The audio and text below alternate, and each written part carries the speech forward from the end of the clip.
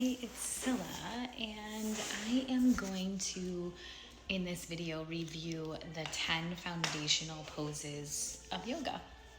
So we're going to start with mountain pose, also called Tadasana. Sorry. So for a mountain pose, we simply just have good posture. We tuck our navel back to the spine, roll the shoulders up and down, and then relax the hands. You can have palms forward. I see a lot of people in classes like this, and all this tension is not what's meant to be in Tadasana. So just relax, take a deep breath in, shrug those shoulders up, exhale, bring the shoulders back and down, and just stand and be still. This is a great way to check your posture. You should have a high sternum, belly button tucked back to the spine. This is Tadasana. The next pose I'm going to show you is Warrior One. So there are several warrior poses in yoga. The foundational warrior poses are Warrior One and Warrior Two. So let's get into Warrior One. For Warrior One, you're going to have, I'm going to back up a little so you can see my feet. You're going to have I'm using my right side, but you're going to have your front foot, toes, all 5 toes pointed forward, and then your back foot is going to be at a kind of a 45-degree angle here at the back, and then you want to twist and rotate so that your hips are facing the front of the space or the front of your mat. Then you're going to inhale up those arms, rock the armpits in towards each other, and bend into this front knee. You want your front knee to be tracking out towards your pinky toe. So you're going to inhale up and around, maybe gazing at the ceiling if you're comfortable with that, and breathing. This is Warrior One. So going from mountain pose to Warrior One. Just try that a few times. Next pose is Warrior Two. So we're going to keep that right foot at the front of the mat, all toes pointing forward. Now we're going to take the back foot, and it's going to be parallel. The knife edge of it will be parallel at the back of your mat. And then you're going to bend into that front knee again, tracking it out towards the pinky toe. Then extending, opening the arms. Hips should be facing the side of the room, square at the side of the room. Arms are extended out. Lean into that front knee and look out over the middle finger on your front extended arm. Back extended arm is just out straight, so you're like in a T. That's Warrior Two. Over the 10 foundational poses of yoga. So far we've done Tadasana, or mountain pose, Warrior One, Warrior Two, and now we're going to come into tree pose. So for tree pose, we can have we're going to micro bend into our standing leg or our base leg, essentially the trunk of your tree, and then you're going to take your other foot and either kickstand your toe onto the ground and open up that hip. Hips are square with the front of the room, then inhale your arms up, arms to heart center. That can be a very simple tree. You can move your foot up to your calf. There's a tree there. You can also bring your foot up into your thigh. Easier said than done some days. I don't know if I can do it today. All right, foot up into thigh. There we go. Or you can do a hot tree or a Bikram tree and really get into that base leg, and then bring this foot up and over, almost opening into a figure 4. You can also use the wall if you're having an off-balance day like I am today. So that's tree. So far we've done Tadasana, Warrior One, Warrior Two, and tree. And of course, you always do everything on both sides in yoga to balance things out. Now we're going to head down. So we're going to inhale up and do a forward fold, which really isn't on my list of traditional foundational poses for yoga, but we want to get back into downward facing dog. So we're going to rock into a plank. And then from here, we're gonna push back, tracking the heels towards the mat. I'm actually gonna turn around so you can see that.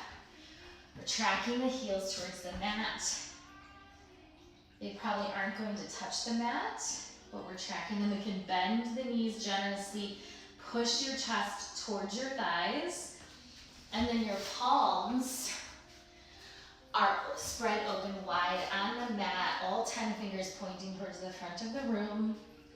And then I like to rock my elbows out and push my chest towards my thighs.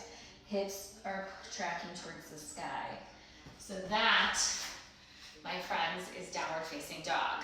So we have warrior one, warrior two, mountain pose. Sorry, we started with mountain pose. Mountain pose, warrior one, warrior two. Okay, so far we've learned for the 10 foundational yoga poses, mountain pose, warrior one, warrior two, tree pose, and downward facing dog. Now we're gonna take a look at a few poses that are on the ground.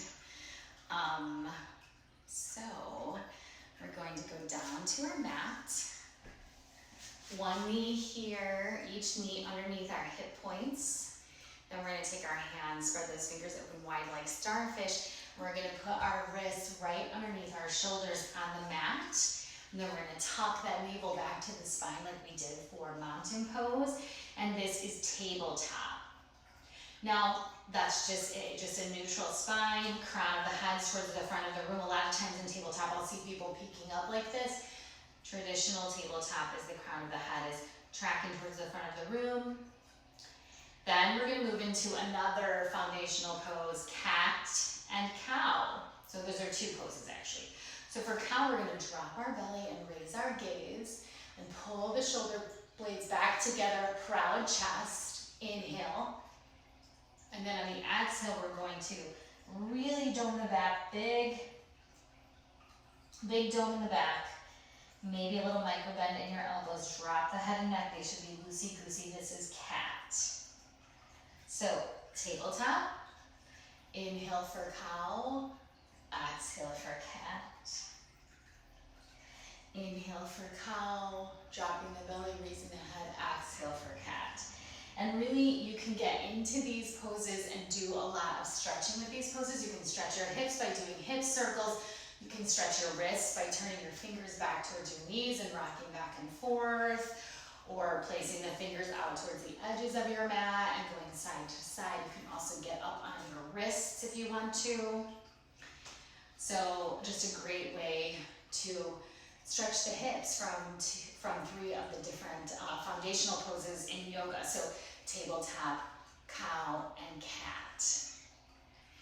Then we also have child's pose. So for child's pose, we're gonna bring our big toes together in the back, and then we have choices. We can sit straight back, put our head down and our hands forward,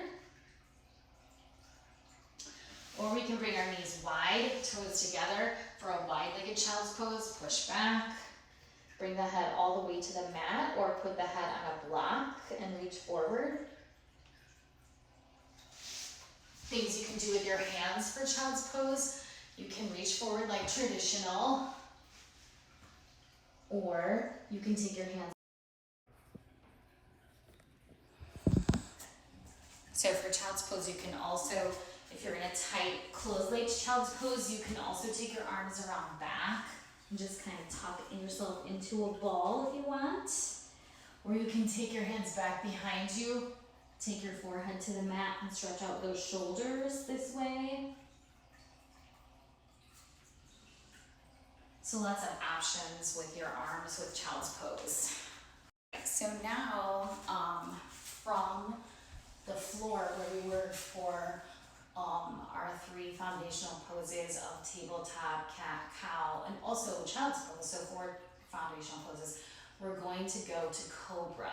So if you want to, you can just stretch your body out with me right now, lay your belly down on the mat, get those big toes together in the back, and the reason I always say that is because it releases your lower back and avoids lower back pain. Then you're gonna bring your hands and have them right near your armpits, palms, fingers spread open. And you're gonna inhale and keep your elbows tucked in and bring your head up. Gaze is just at the front of your mat, maybe just a little bit beyond the front of the mat. It is not this. This is not Cobra pose. This is Cobra pose, okay? And if someone tells you to do mini Cobra, that's simply just lifting a very slight lift of your chest, sometimes your hands up off the mat if you wish. So Cobra pose is a nice way to then tuck your toes and get into your down dog.